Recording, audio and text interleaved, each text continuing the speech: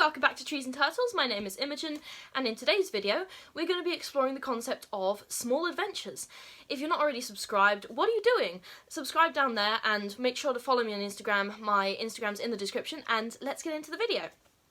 Okay, so I've been thinking about making this video for a long time, and I just really love small adventures, but before we discuss how to go on small adventures, I need to kind of define what a small adventure is. So essentially, a small adventure is like a simple kind of low-risk activity that gives you like a little excitement in your life. It spices things up, it gives you some novelty, and you don't need to do a lot of planning, you don't need a lot of resources or a lot of time to do these things, so they're very accessible to pretty much everyone, and you can just enjoy them in your day-to-day life.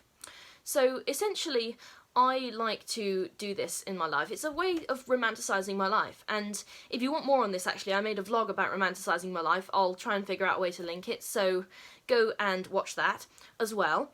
But I thought I'd give you some examples of small adventures that I've gone on. So, for example, going on a little mental health walk, or going to try a new bubble tea place, or catching the overnight bus to Birmingham to see my favourite band.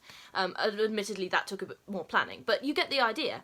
And I think that pretty much anyone can take part in these because they're, again, not very much of a time or money or energy commitment, and there's something for everyone. So I thought I would give you some examples of small adventures, and I challenge you to pick one and try it. Okay, so the first one is nature walks. So just pick a local park or a trail or a nature reserve that you haven't been to before, or a part of a park or nature reserve that you haven't been to before, even if you've been to the park itself, and just walk around it.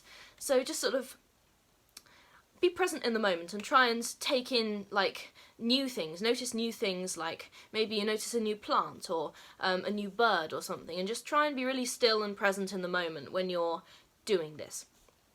Okay, so kind of the opposite of that is urban exploration. So go to a new part of your own town or a different town that you've not been to before. So that's what I did when I went to Birmingham. Admittedly, I was there for music, but I've done this with other cities as well.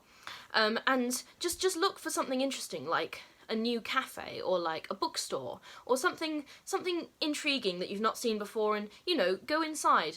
Remember that you have free will and you can go into any weird bookstore that you want, you know? So look for these little look for these little adventures in the city. So Alistair Humphreys was an adventurer, and he coined the term micro-adventures, which is very similar to the whole small adventures concept. And these are basically like little activities and trips that you plan. So essentially my going to see my band was one of them. And you can make them even smaller, like you might camp out in your backyard or go to a lake and do wild swimming, or like get up super early and go to the top of the hill for the sunrise, for example. So those are like micro-adventures. So it could be something really, really tiny. Okay, another idea is road trips. So if you can drive, or have a friend who can, leverage this and go on a road trip. So go to a series of towns, you might have a theme, you might want to go and see all the towns with the best food in your area, or you might go to a bunch of music festivals or something like that. Go on a road trip. Next on my list, actually, this feeds in quite well, food adventures. So pick a food and go try it in loads of different places. My thing when I go to a new city is I have to try the bubble tea. If you hadn't figured that out about me, I'm a bubble tea maniac. So yeah, I have to try that, and that's something I do every time I go to a new city, and that often sets the tone for my visit. Cultural experiences, so try out an art gallery, a new museum, go to the theatre, and also you could try visiting some like historical sites, like some ruins or something, and that really helps you learn a bit more about the culture, and it makes your life more interesting.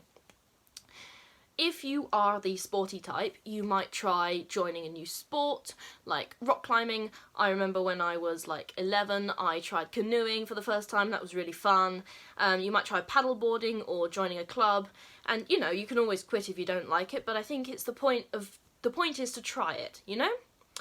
Another one that I really like is stargazing. I guess this can be kind of folded into the nature category, but honestly, there are very few things that beat like going outside at night, especially in the countryside when there's not enough like light pollution to interfere. Go outside, get like a towel, whack it on the grass. I don't recommend doing this in winter. Lie down on it, and then just like turn off your phone and just be quiet and be still for a while and just look at the stars. And I find that really calming. I've got some really magical experiences of stargazing.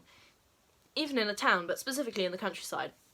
So, try stargazing, if you haven't already. And even if you think of stargazing as something, oh, I'll do it on holiday, or do it once a year, you could do it every night. I mean, if you live in a place where you can see the stars, or take a little trip outside the city and look at the stars. I have 2 more for you. The first one is photography expeditions, so go on a walk with a camera, or probably your phone.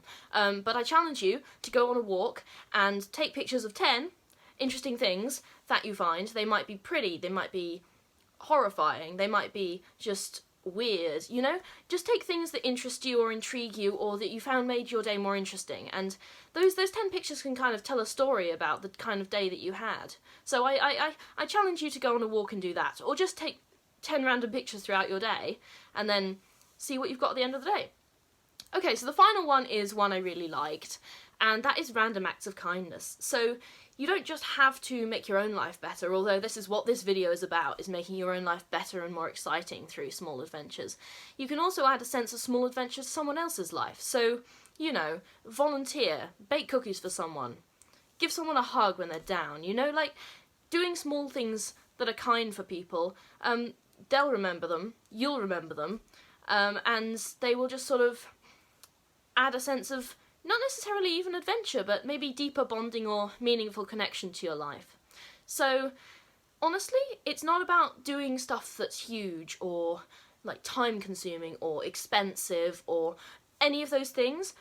I will be the first to say that I love big adventures, and the bigger the adventure for me, sometimes the better. But also, not everybody can do that, and I can't do it all the time. So I think finding ways to experience joy in, not exactly in the mundane, but experience joy in the mundane and in small things that you can do every day is just, it just improves your life on like so many levels. So I challenge you to pick one of these small adventures, do it, let me know in the comments which one, because I want to know. I'm actually curious about which ones you guys would pick. And yeah, let me know how you felt afterwards. Did you feel curious, confused, rejuvenated? Anyway, yes, that's all for today's video. Hope you liked it. If you did, follow me and subscribe. I will see you next time. Okay, bye!